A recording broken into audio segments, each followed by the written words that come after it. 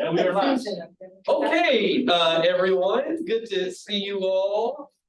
Today is our bi-weekly College Council meeting. My name is Ricky Shabazz. I have the honor and privilege of being the president at San Diego City College. College Council is our highest level of governance where we talk about the college's affairs, business, programs, and anything else that members of the campus community are interested in speaking about.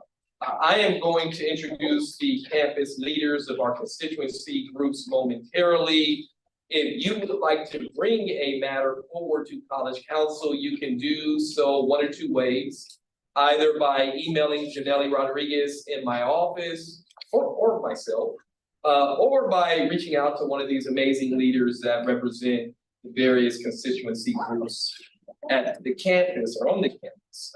Beginning with Mona, the past president, but president-elect, we need to fix that, of the Academic Senate. Tilly, Vice President of Instruction. Robbie, Chair of Institutional Technology.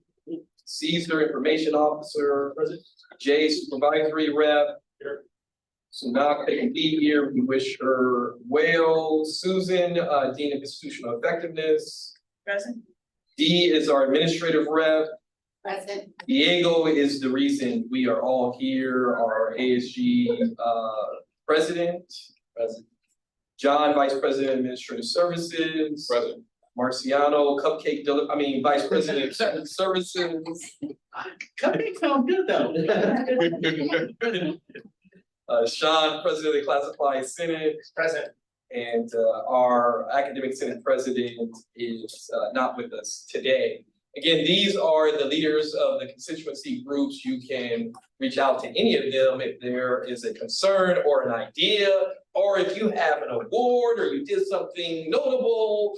Or in the case of today, if you have some new employees that are in a program that we're going to feature, this is your college council, our college council, and so you can reach out to any of them if you have a matter you would like to bring forward. We've done our roll call. I'd like to take a motion for approval of the October 24th meeting minutes. Is there a brave soul? Ricky, this is Thank you, Robbie. And he modeled it so well how to do it. Ricky, this is John. I will second. Thank you, John. And you did your radio voice. I did. Any corrections to or discussions about the meeting minutes? All in favor of the meeting minutes being approved indicate so by saying aye. Aye. Would anyone like to abstain or object? Hearing none, motion carries. And I would like to have a number of our job shadowing participants are here.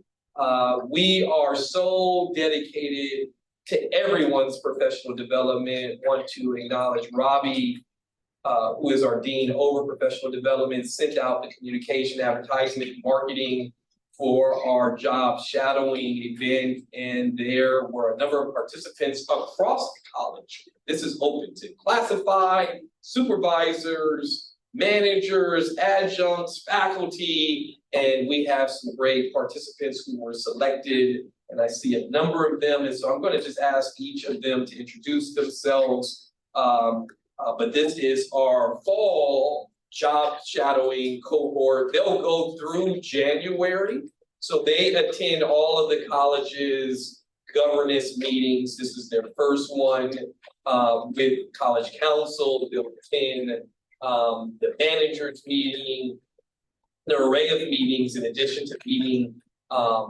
with small groups as well as meeting with a larger group collectively. So with that said, is there a brave soul? Clarissa, I'm going to pick on you to go first. Well, hello, everybody. My name is Clarissa Padilla. I'm the outreach coordinator. I also oversee the Welcome Center and the Promise Act City, and I have the honor and pleasure to be shadowing. Bless your heart. Would someone like to go next? Sure. Okay. My name is John Villa. I'm a service assistant working in the housing office. classified professional and shadowing job. You'd like to go? I'll go next. Cynthia Short, faculty in the LRC. I'm also recently started in the Math Center as an SI coordinator. And then I also very recently stepped off of the HSI programs at in-house. So, thank you. And I'm sorry, and I'm shadowing Todd Partner. That's right. Would you like to go? Oh, hi, Emily Nang. I'm the director of the Student Health Clinic, and I am shadowing Chloe.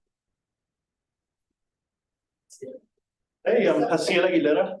I came from CE. I was working for 3 years. Now I'm here at City for 1 year. I love it so far. I'm classified. I work at the Student Health Center / Mental Health Center. It's a 2-in-1 thing. And I am shadowing Marciana. Okay. Deliverer. Okay. Marco.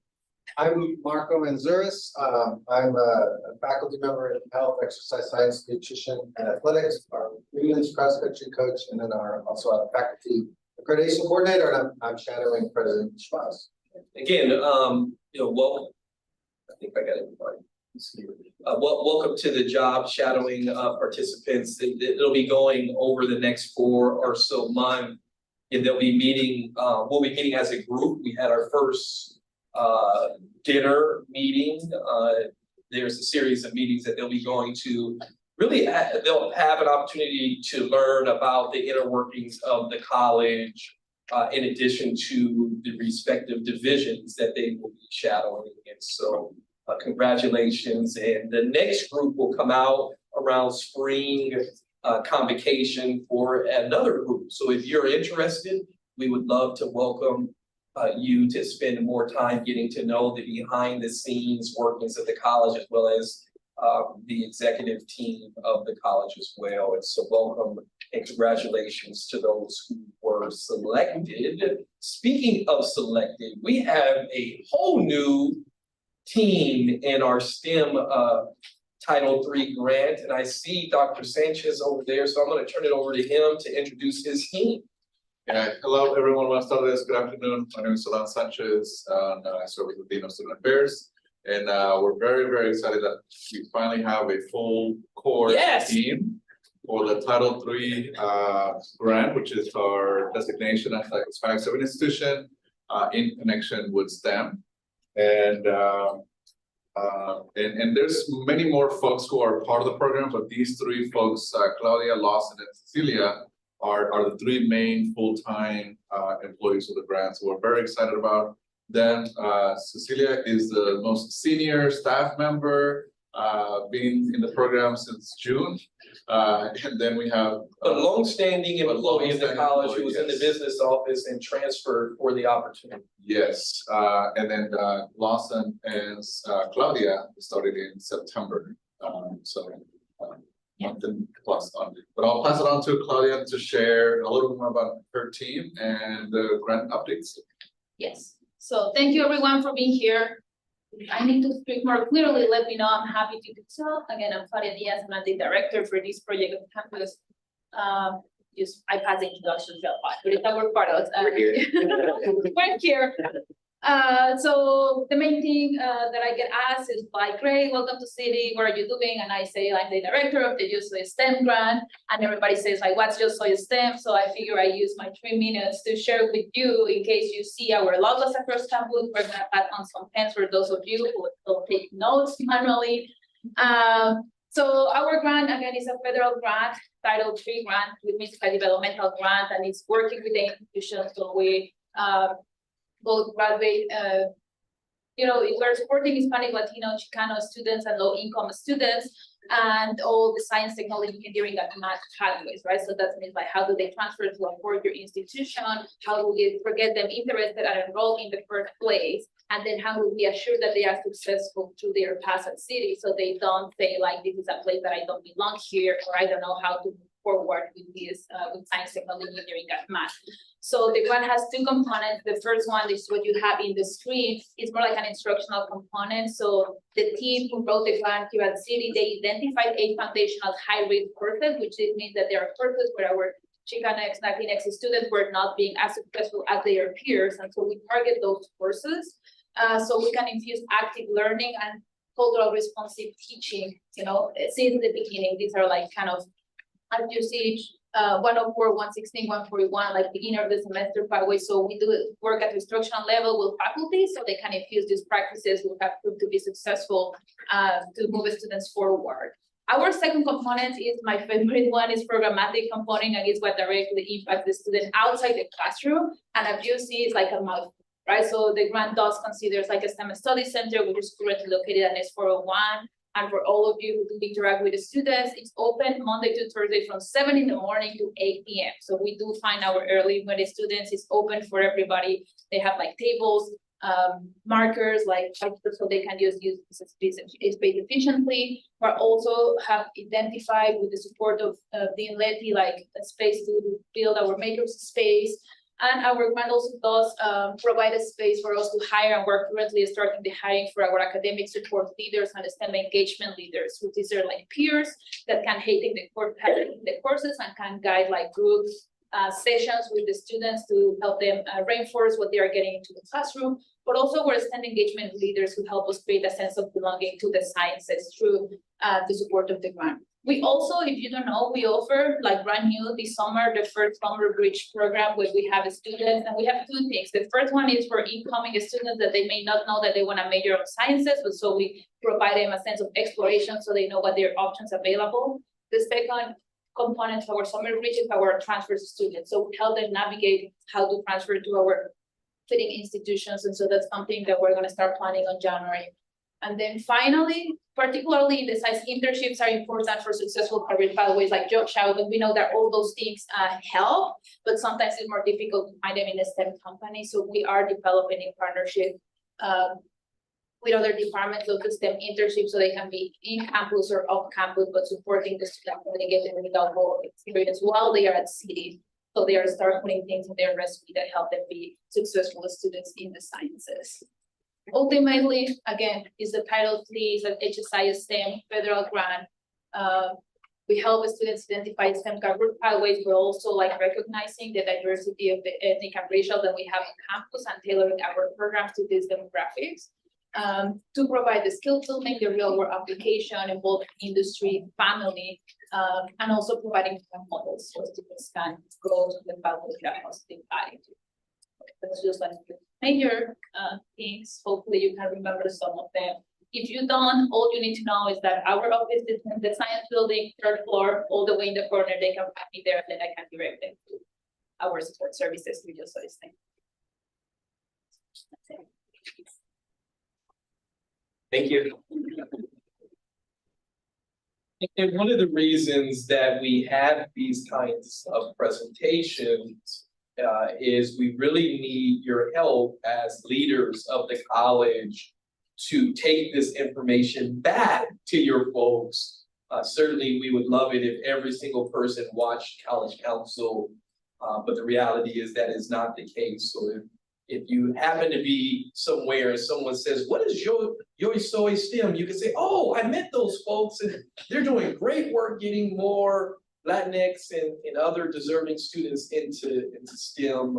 And so welcome to the City College team. You've already made your marks on the college. Any questions for our colleagues?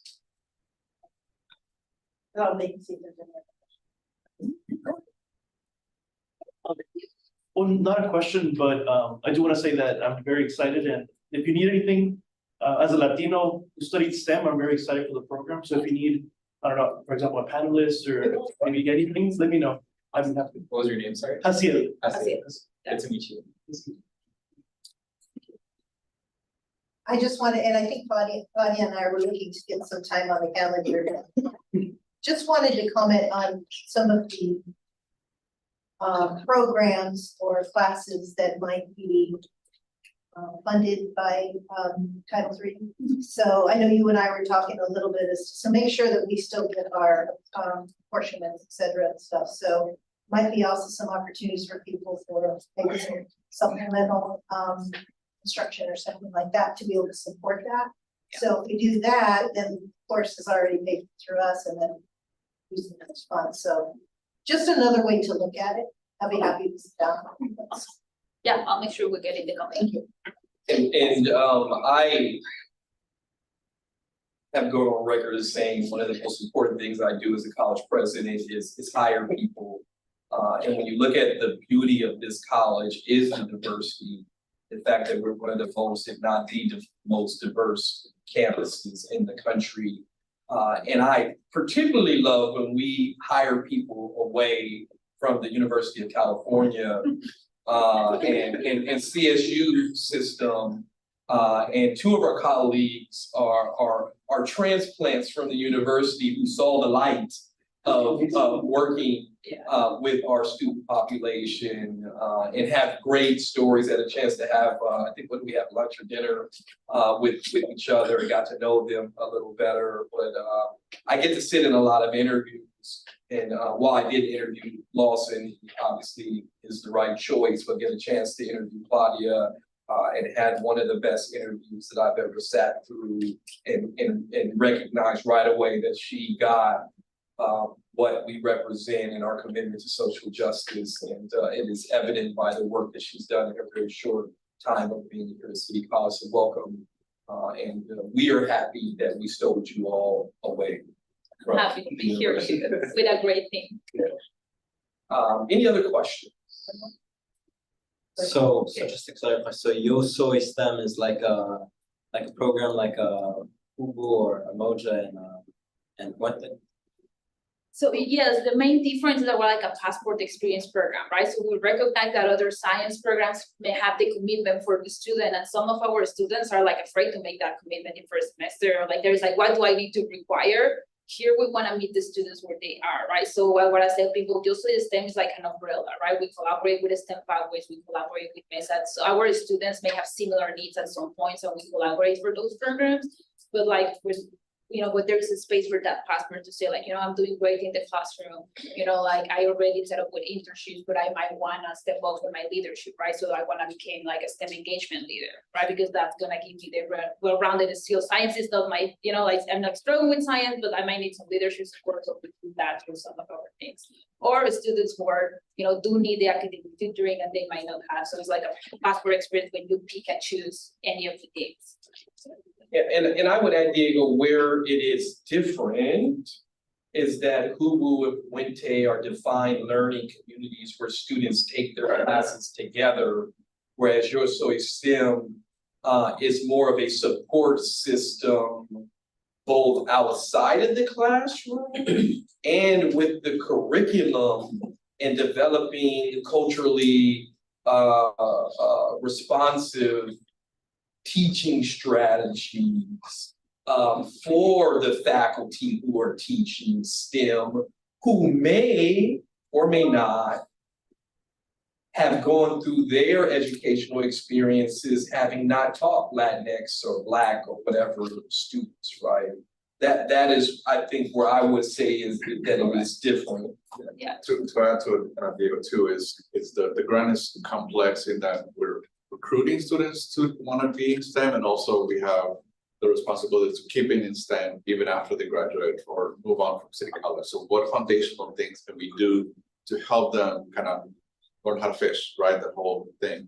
And so we have all of these different components where students can pick and choose based on their time and abilities and experiences that they want to do, because we know that the majority of our students are part-time students. So being able to have we know the research talks about the learning communities and the main benefits from that, but we knew that for what we were trying to accomplish with this grant and getting them into STEM and keeping them in STEM with our population, we needed to be a little bit more flexible on that. So students can't really participate in all of these components, but a student can participate in one or two and other.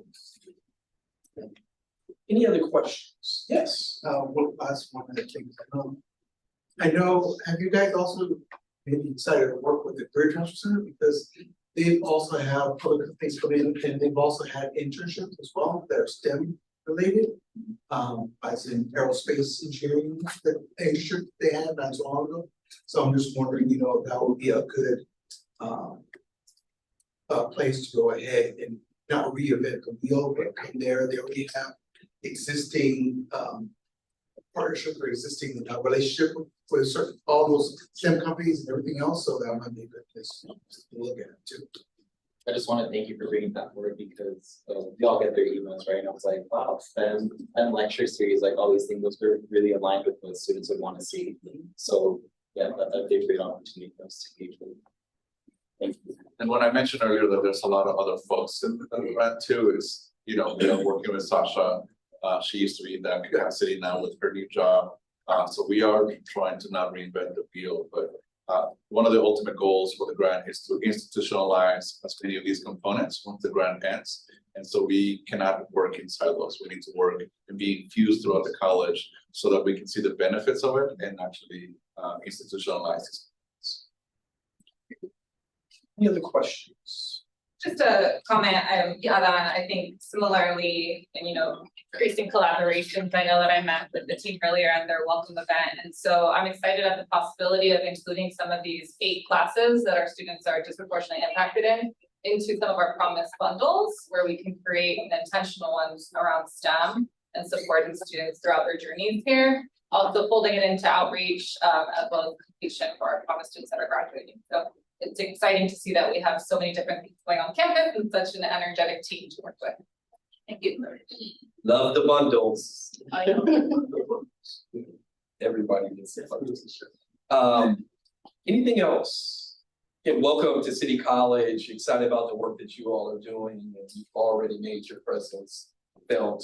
Speaking of STEM, we have our colleagues from our bachelor's program that are here. Good to see you all to provide an update of what's going on with our bachelor's in cyber defense and analysis. I'm Teresa Ortiz-Savarese. I'm the chair of the Information Technology Department, which houses this new program. And slide 1, there's the that, and then if you could go to slide 2, Caesar. It says from virtual meet to Sacramento to approval, 1 year strong. And I'll tell you, it's been a amazingly ride up and down this last year. And if any of you can remember back what you was, you and Dave met, and then you and Caesar went to Sacramento. And we watched, or I watched in my office the entire thing. And the only thing right now that I remember are your socks. I have beautifully striped socks, and everybody was commenting in the chat about your socks. They were. Yeah, so anyway, we finally got it approved, and a very big deal for our campus, and our house. So yes, we are 1 year strong. We are planning to launch the program this coming fall of 24. And as you'll see on this slide, it says the need for this program, job openings, 755,000 US, 81,000 in Canada, 11,000 in San Diego region. 80% of these jobs require a bachelor's degree or higher, and they do provide livable wages at 66,000 at the bottom and 114,000 average yearly. So that's pretty good for this type of degree. Okay, we're trying to bridge the gap by making accessible and affordable, inclusive education, targeted outreach, ethical framework, and a global citizenship and society impact. Okay, next slide. And I have this over here, Caesar. Could you, things that we've done with the updates, they launched the web page. Could you click to the web page? Oh, it's Sean. Thank you, Sean. Sean, thank you. Okay, that webpage was launched, I think, this summer, and it shows. By now, that application is live. Yeah. And as of yesterday, there were 51 completed applications. Wow. Is that cool? David has gotten over 800 interest forms filled out. He's got already 100 for the next year's cohort. So we're going to start in the fall with a third year, junior year classes. And we have been doing outreach like crazy, getting interest in the program, not only in our own individual classes, but the website. And we've taken out a little show to the road. I've presented twice to the counselors. David has, and I've been in the chairs meeting. David did high school principals. Elizabeth, our wonderful articulation officer, she has worked with the regional colleges in articulating their cyber classes so they match ours, because one of the requirements is, as David always mentions, it's 2 + 2. The students, the applicants have to be qualified and have taken the classes equal to our classes here before they go into that class. So Elizabeth has articulated the classes around the region who match ours. So students that come with either our doing the equivalent from schools will be picked. So they have to have GEs. The curriculum is fully approved. Our student services processes are starting early spring. David has been holding monthly and even Saturday information sessions.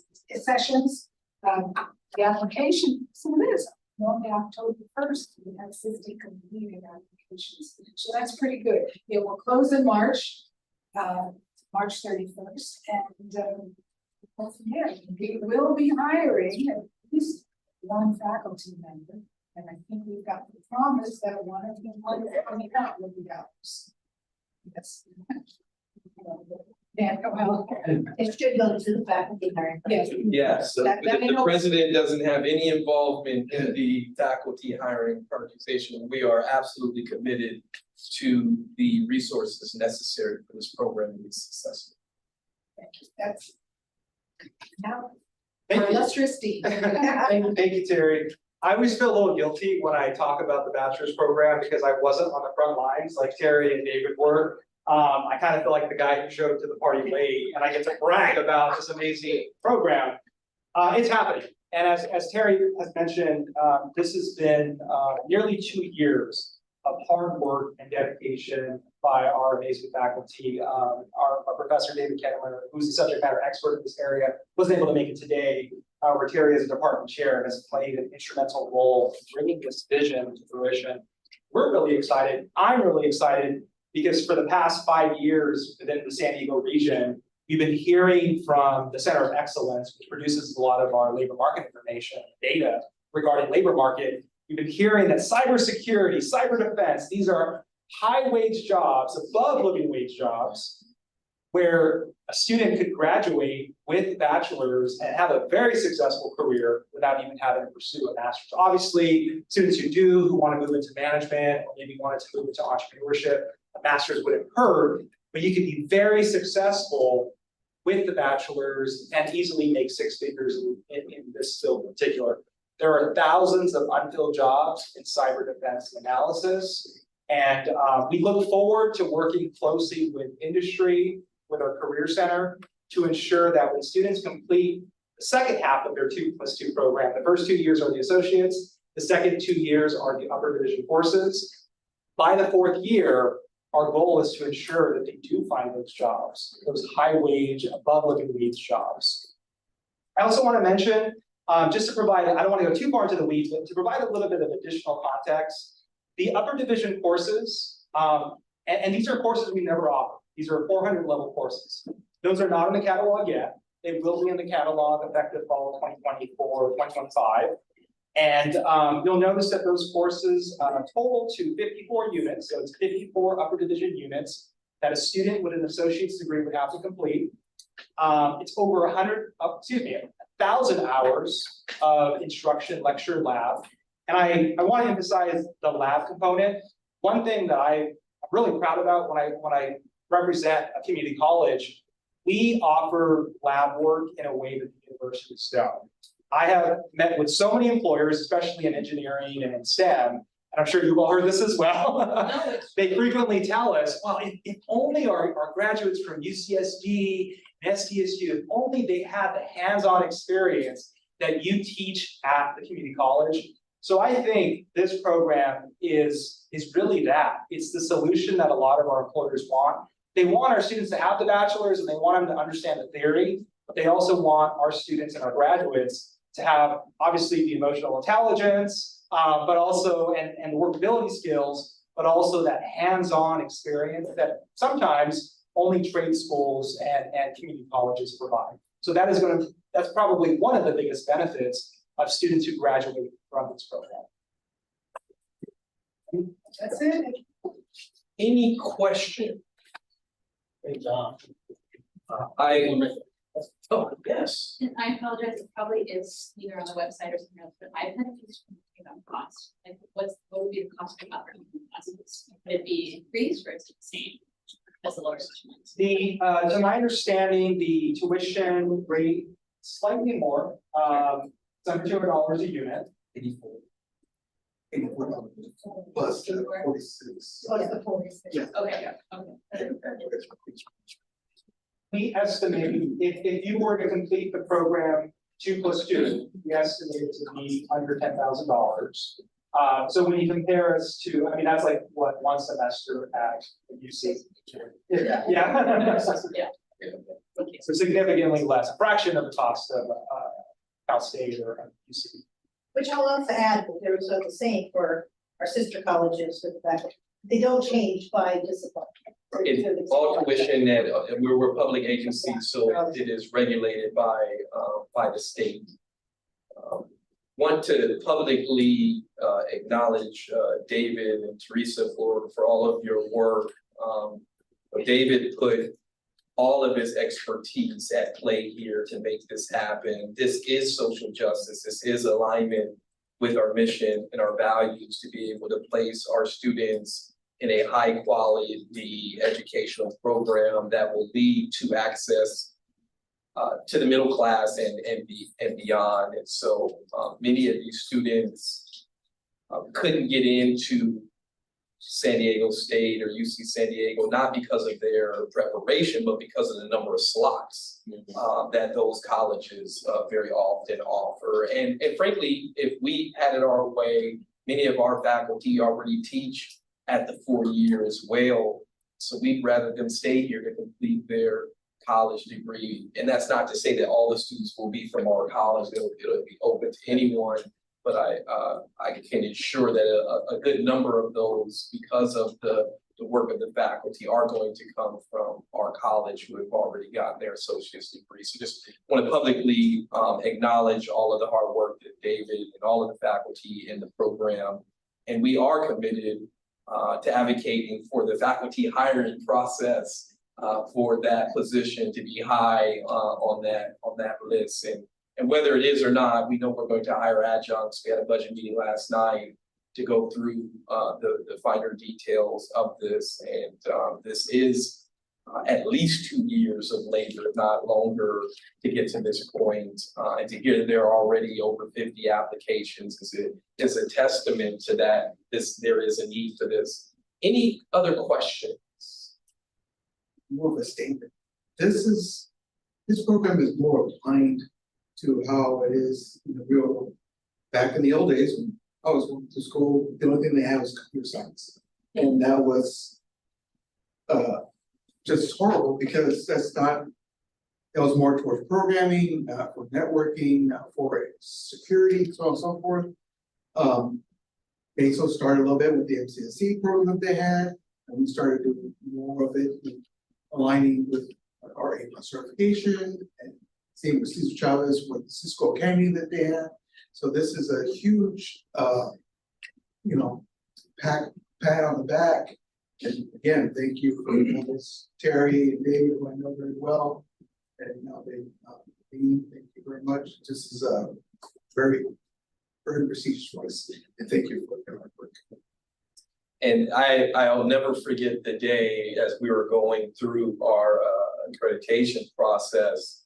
And Susan Murray, Dr. Susan Murray mentioned that we're now a baccalaureate granting institution. That just had a nice sound to it. And so I'll share that in our preliminary meetings that my goal is for the executive team to hand deliver the acceptance letters to all 50 or so students. So we may need some help doing that, but wouldn't it be amazing if members of College Council and the leadership of the college knocked on their doors, assuming they were within driving distance of all the students who were admitted into this program and showed up with some city college swag and welcomed. I mean, those are the kind of things that community college can do versus a university. So again, kudos to everyone involved. It's good to come join the party. Another Miramar transplant, and welcome. Jesse's doing an amazing job, and probably out of all of our instructional programs, being where the economy is going and where funding is going, a lot of it is in CTE, apprenticeship, and in these areas. And so if things work out as I envision that they will, you're going to be seeing a lot more of Jesse in these meetings talking about programs and opportunities that we have in that area. So this is the first of many, Jesse. I just want to make one comment, Vicki, and that is, when Terry was talking about the applications of 51 currently and 100 for next year, I can remember at one time when we were building and working on this, that David had this look on his face of, I hope we get a couple of applications, just somebody apply. And to just see that we have 100 for next year's cohort, that's really telling itself to, how would you were talking about, like, this is just used for our college, this is here now. Right away. Right. Again, congratulations. Thank you all for the update. There's a lot of information on the college's website for those of you who want more. And you heard that David is doing regular info sessions. So if you want to learn more about the program, please feel free to reach out to any of the people listed on the agenda. We're going to move on to the next item. Yeah, thank you. Which is our update on our mural process by our Vice President of Instruction. We have it up there. Give me this. I need to pick it up. I was too busy interacting. So I'll set this up as Timmy is getting the information. You know, as we have pretty much fully recovered from COVID in the sense of being operational as a college in person, there were things that we discussed and went over pre-pandemic that are worthy of discussing again as a reminder. I could say probably one of, as a college president, I never know what's going to be controversial. Like the things I think are going to be controversial typically aren't, and the things that I think are controversial, did I say that twice? Anyways, I never know which things are going to be controversial. When I arrived on campus, many folks were saying they wanted to have murals. And I believe that murals show a level of culture that is present here at our college that you won't see at a lot of other colleges. And so I took it on where other presidents had denied most of the requests for murals on campus. In my first, I think, 3 years, we had 5 murals on campus that were lodged with the Constance Carroll mural. So we implemented the mural process that was in place prior to me coming, right? So this was already in place. But what we did is, at the time, we assigned the lead, or my designee, was our dean, who is no longer here. And so since the dean is no longer here in Jeannie, we need to reevaluate where this is going to live. And John Parker, raise your hand. Raise your hand, John Parker. And because there is a facilities connection to this, we have voluntold John Parker that this will now reside in his area with the same committee members. And I think that's enough time to now turn it over to Tilly. Thank you for that, thank you so much. I also kind of learned something from Marciano, and that is when Ricky starts talking about a committee and getting them sent to, and you're supposed to do this. And John Parker didn't, so that's, he's got it, so. Just something I learned in the Gavin. So thank you, I was going to go over the guidelines for the public art on campus here at City College, but also wanted to come back on that piece with Jeannie Tyler as being our designee for that, and did a great job to help us out. But then when she left and went on to be a VPI over at Clearmont College, didn't realize that we forgot about having somebody lead that committee. And we actually have some things that are in the queue that need to be looked at. So the more I kind of looked at that, and there's things that come from within that school, we kind of looked around at how do these kind of run in other places? And I believe the new position, John Parker, is the facilities. Director of campus facilities and operations. By Hoodspit. So we're looking, when that position gets on board, to really be the lead for this committee, because it makes more sense. They really know the campus, they're gonna know different parts about it. And that's where the requests will go to. So there is a the guidelines are on the website. And I can go over them. Basically, there's a statement, a definition, there's guidelines on there. We have a few things in the queue. And I really want to get that cleaned up. John Parker has raised his hand previously to help me, that him and I would try to take care of what's in the queue now, to not wait till we get somebody hired. So we will try to get those taken care of. John, I'm gonna say, if we can get them taken care of by January, between now and January. Yes.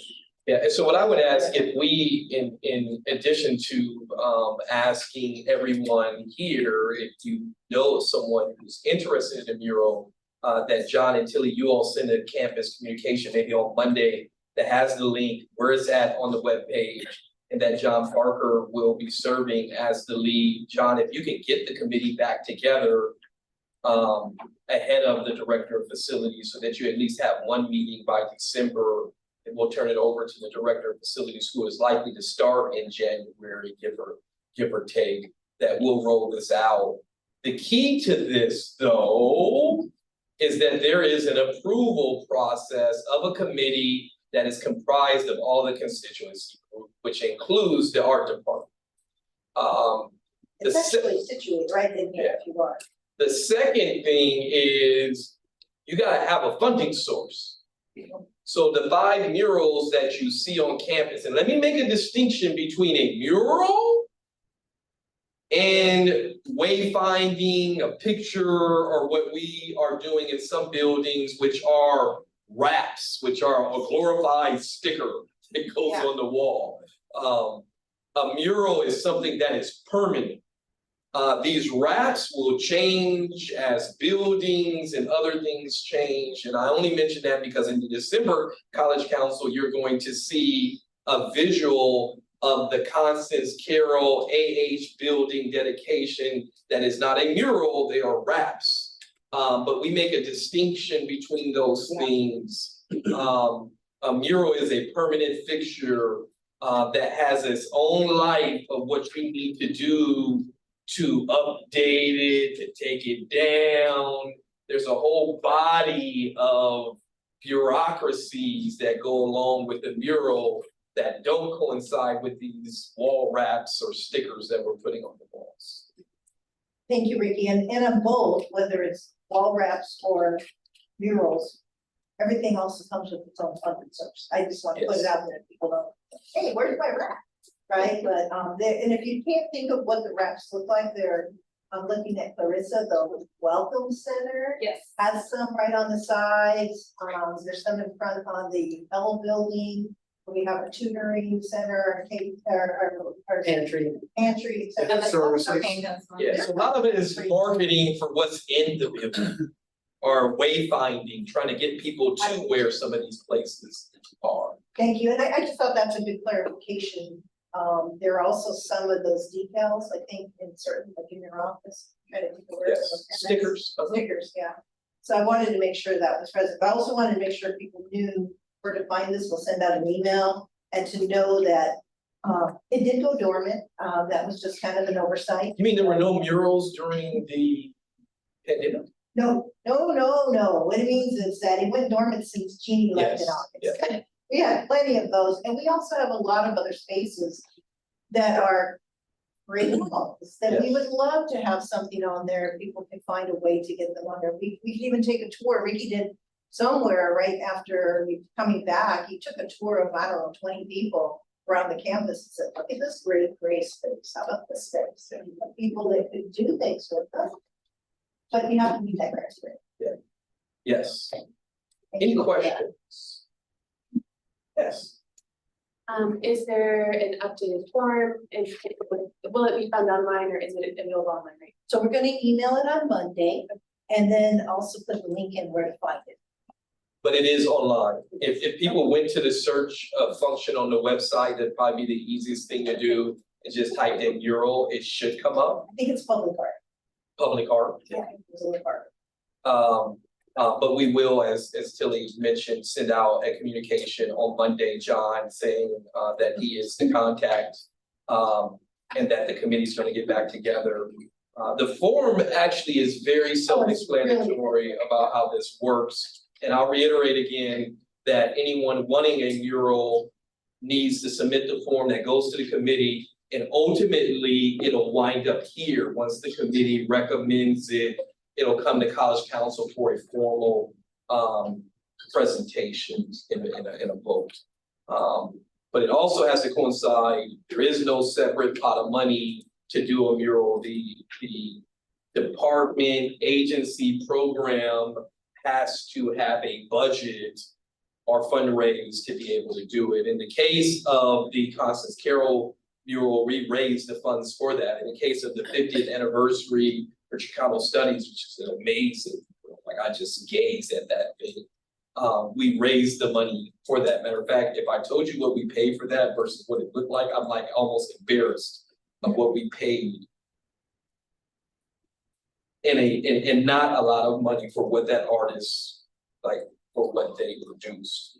Because typically you should be paying $30,000, $40,000, $50,000. And let me say we didn't pay near that for either of those murals, and we kind of got lucky.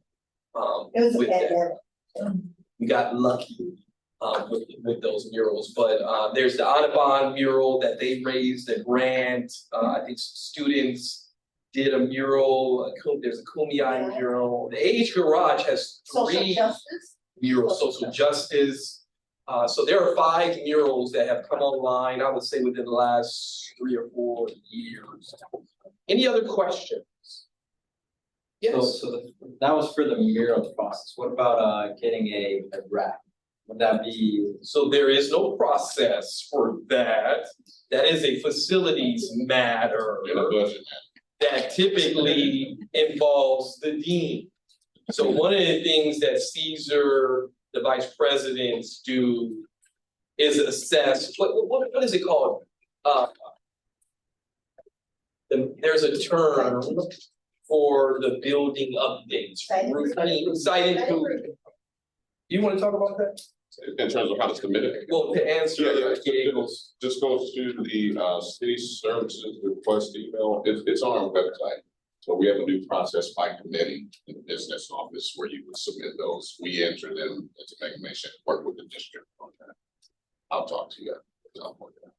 But it is on our website for work improvement society. Yeah, so when you walk and you see some of these wall wraps, most of them are from programs that have their own budgets to be able to pay for it. table. Okay, I was like, i.e. like the welcome center, it was kind of stale in there. Now, when you go in there, that red hits you and you feel welcome, but that came out of that department's budget to be able to do that. And if I can add to, before you can enter a site improvement request, that budget needs to be identified. Any other questions?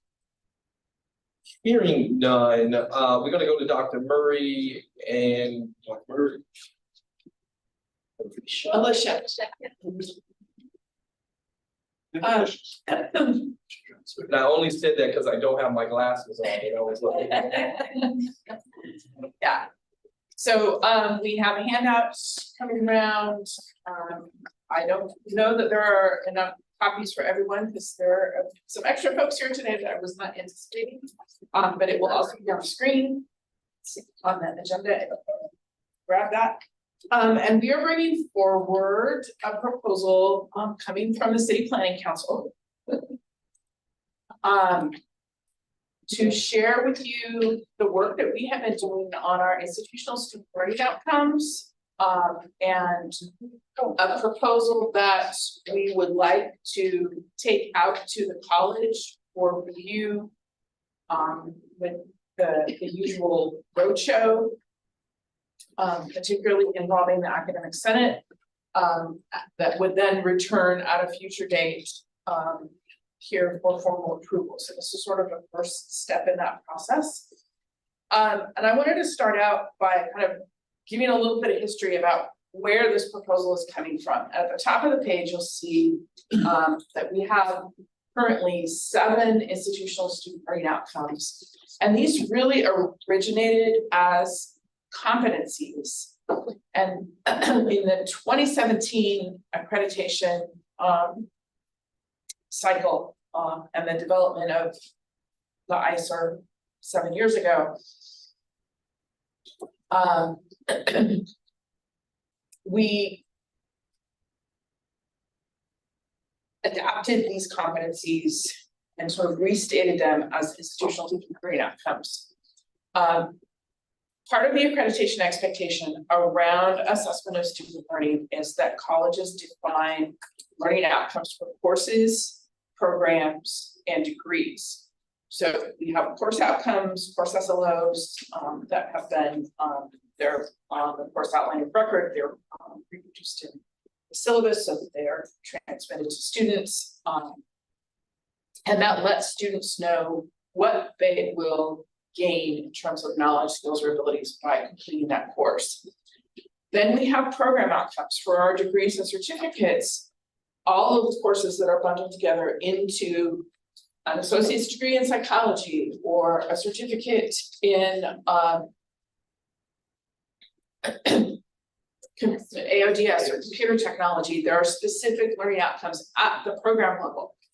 What we're talking about here are institutional learning outcomes, which means at the degree level, generic across all of our degrees, if students are having that package of general education plus specialized courses in a major, these are the learning outcomes that we expect them to take away and take on into a transfer setting or into the workforce. And when we started to work with these 7 competencies that we kind of repurposed, we ran into some difficulties. One is that 7 is a lot. It's a lot to assess on an ongoing basis. There's some overlap that meant that when we looked at how courses and program outcomes mapped onto these, we were seeing a lot of duplication, and that kind of makes things a little bit messy in terms of reporting. And it wasn't very sustainable when we looked at models from colleges. Most colleges had somewhere between 3 to 5 outcomes. So we started a process to review these outcomes and create a new assessment plan for them. Probably around 2018, 2019. with the work group out of what was done at Prague. And that group got started and put together some initial options, but between the pandemic, changes in responsibilities and other things happening, that process never quite got finished. So when Alicia came on board as our faculty assessment coordinator last year, and joined what then became the City Planning Council, this was something that she took on. So she has been working with a work group out of city planning. And I'm gonna let her share the new proposal and how that came about. Okay, just for those of you that don't know, I think I know most of you, Alicia Betancourt, I am the faculty assessment coordinator. I also teach in psychology. And this summer we formed a work group to look at revising these ISLOs, taking them down from 7 to 3. And we started based on what the previous work group had started, and we used that as a base. And over a few summer meetings with the work group, Cynthia also was part of that work group, along with a couple others, we developed the bottom 3 ISLOs as our proposed 3 ISLOs for City College. And how we developed these is we pulled up San Diego City College website. We looked at the strategic plan that just came out in 2022. We looked at the college mission, the values of the college. We looked at our social justice commitment. We looked at other examples from other colleges. We read through the visions of the VPI and the president, and we really wanted this to represent City College. So if you see the 3 at the bottom, those are the 3 that we feel really represent what we do at this institution. And all of those different factors, it really brings in the 7 that we already had, but in a more concise City College based way. And from this, we are in the process of developing a 3-year cycle of assessing these outcomes 1 per year, and not just assessing them at the course and program level, but also looking at how our service areas also advocate and help students to arrive at these institutional student learning outcomes. So we are in the process of developing that tentative assessment plan for these as well. Cynthia, anything to add? No, you've done everything, thank you. So, as City Planning Council reports to College Council, we wanted to kick off this process here.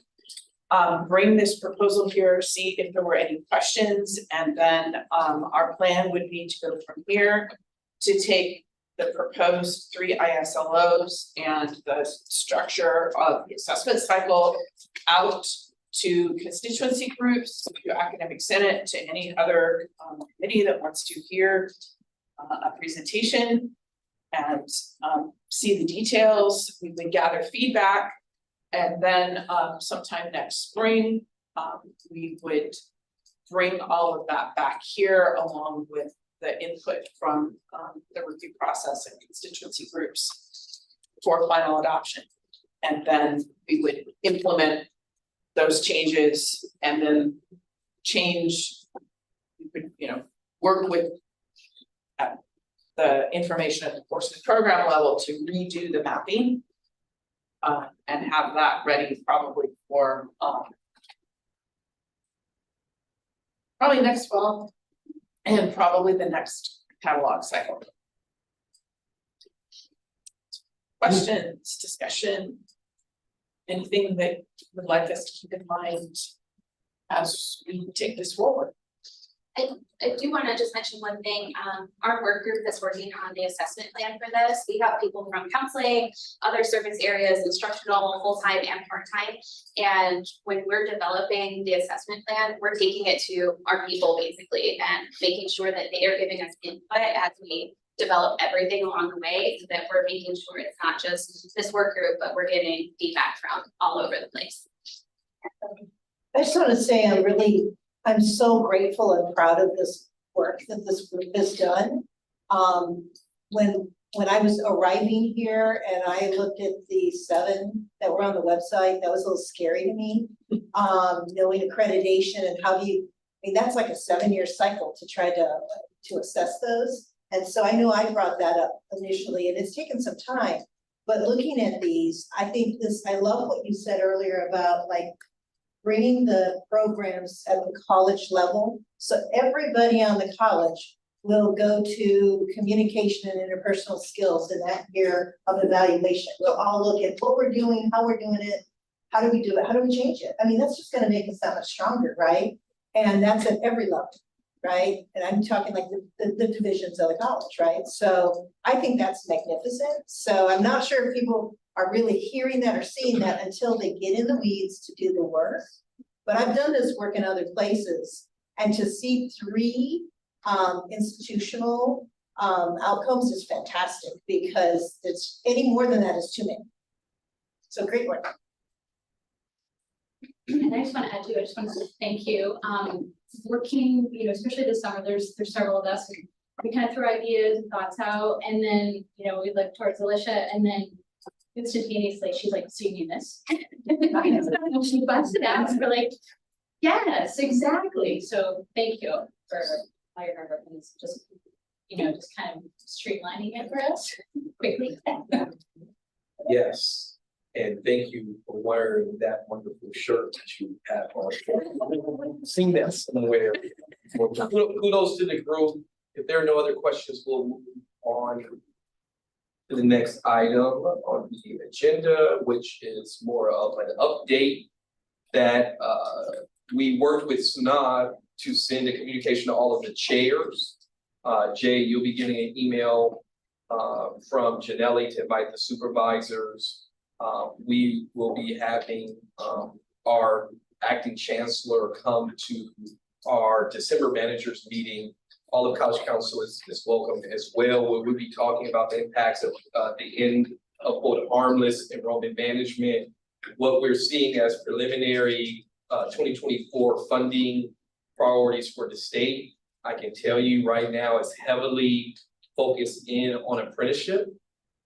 It's heavily focused in on concurrent dual CCAP enrollment. It's heavily focused in on working adults. And so our college is very well positioned. We know we need to grow 4% for at least the next 2 or 3 years to come out of hold harmless. And so when I say grow, the discussion with the chairs and the deans of instruction are focused in on where are the opportunities to schedule that 4%.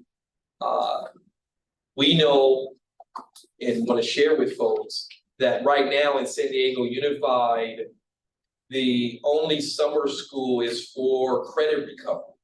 So there's a whole opportunity to have slots for what I'm going to call, and what really is called, concurrent enrollment. We've spent the last 7 years focused on CCAP. We want to continue that focus, but also pivot to offering concurrent enrollment, which are slots in classes on our campus, maybe some off-site classes too, but primarily focused in on our campus for 9th, 10th, 11th, and 12th graders. And we are looking at high achieving students. And I only say that because in certain, particularly the schools we service, if a student doesn't start 9th grade in either algebra or algebra 2, then they'll never get to calculus. So the community college can serve as a vehicle for those kinds of students to come enroll in one of our classes here so that they're on track in their high school to get to a course that is more likely to make them more admissible to these highly selective colleges and universities. And so Tilly will be having ongoing discussions with the deans and the chairs to say, when and where is it appropriate during intersession and during summer where we had not traditionally been marketing to high school students to allow them to take certain courses. Why would we do that? one, it's enrichment for them. Two, it gives them interactions with our college. So we might be able to yield them when they get to be a senior, which we have seen tremendous growth under Larissa's leadership. Secondly, it allows us to start the year, so there's less pressure on fall if we had a bigger summer and market, and we're talking about expansion. We're not talking about in lieu of, we're talking about expansion. And I want to get that clear. And we'll be having that discussion on December 5th with all of the deans, the chairs, and the supervisors to lay this is the direction of the state. And so goes the state, so goes our funding. And so conversations about SCIF and also the supplemental in the December College Council, Marciano will be bringing forward a reorganization that greater aligns Promise, CCAP, in the creation of a director of outreach position in Promise. So that we can maximize our 20% in supplemental that we are getting single digit funding in right now. So that has the potential of bringing additional millions of dollars into our institution, which will help us with other things that we need. Tilly, Marciano, anything you all want to say? The only thing I would just, we're having an enrollment management forum on November 17th, so it's a Friday. And we're excited to invite folks to come and be a part of that. One of the things that's going to happen there is that we're going to be looking at what our retention efforts are, and all of the groups that are working on different retention programs or initiatives are going to be able to share a little bit about what they're doing, and then we're going to be able to have an opportunity to really hear how can we support those initiatives, how can we be a part of them, how can we help expand them, how do we help market those. So your participation is really important, so that the folks that are doing this work can tell you how you can help them. Have I seen the communication about that lately? It should be on the weekly update, is it not, Caesar? Maybe we can do a separate communication to the campus about that. I think it's on there, so yeah, but that's a good idea, maybe we can pull it out. The other thing I wanted to do is I just wanted to reiterate something that you hit on there, Vicky, and that was maybe reimagining how we address our scheduling for our students. And sometimes, you know, we've done great in the summer, we do great in intersession, we offer classes, they fulfill, but that doesn't mean we always want to keep doing it the same way. This is a new population that we really should be looking at, and how do we look at them? So I've been working with a couple of individuals, we're trying to get some other things, that how do we get like our guided pathways, and how do we look at things like that to build an office cohort type stuff. We did great with the bundles, so how do we do that as well? I just wanted to say, like, let's reimagine summer, because people are gonna hear, I do great in the summer, Ricky said I can have more money in the summer, that's what they're gonna hear, what they fucking said. No, it's reimagine the summer, right? Let's make the summer, how do we get other students that we haven't been acquiring in those groups here? But there's also those programs that begin in summer, like that may be the first semester they're starting, I get that. And those you're gonna have to continue with, but then what are the new people that we're bringing on? You know, I have to say, COVID is over, even though I know we still have issues, we still have some peaks and valleys with them. But we still need to now come back, and I'm saying that in a way of, I did say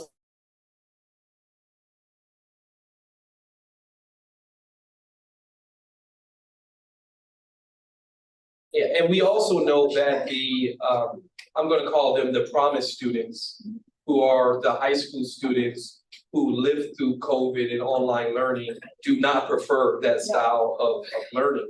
We know that the working adults are usually the ones, and it makes sense, that prefer that type of learning. And so reimagining is something that I look forward to seeing. Any other questions or comments about this? Invite everyone to our annual holiday party on Wednesday, December 13th. And I need a motion to cancel what would be the next meeting, which is the week of Thanksgiving. We know that several people are taking vacation and our faculty are off schedule that week. So would someone like to make a motion We've got a first by Tilly, second by Caesar. Any discussion? I'm on vacation, so. Yeah, and I would encourage our classified professionals, supervisors, managers who have an abundance of vacation time to recharge, spend times with your family. Let me also say by ed code, I cannot close the campus Monday, Tuesday, Wednesday. If I could, I would, but I can't. It's called a gift of public funds. It would also take a board action to do that, and it had to be part of the CBA and a whole host of things that, believe it or not, are even above my pay grade as the president.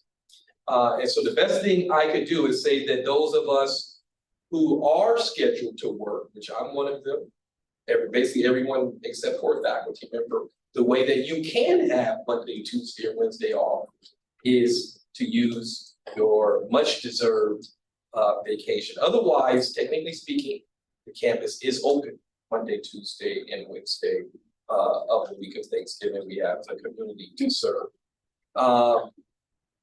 We got a first, we got a second. All in favor of canceling the November 21st College Council indicate by saying aye. Aye. If anyone in disagreement or wants to abstain, that means our next meeting will be in December. Let me give you a bird's eye view of that agenda. First and foremost, if you would like to add an agenda item, shoot myself or Janelle an email. You will be receiving information that day about the proposed dean of ideas that Tilly and or Marciano are going to take on the road to the academic senate, the classified senate. It'll all be around that time. Just because it comes here first doesn't mean it won't go there. It's all timing in your meetings. You'll also be receiving the reorg from the director of outreach, which combines outreach, promise, CCAP together. We'll be discussing the 3 core inquiries from accreditation, one of which I am super excited about. I've already claimed it. It's a good thing, but we need to showcase and show out as we always do. Those are the 3 things right now that are pending for College Council. We'll have more details about the agenda forthcoming. If you have an agenda item, please email Janelle and we'll get that on the agenda. I have one other question.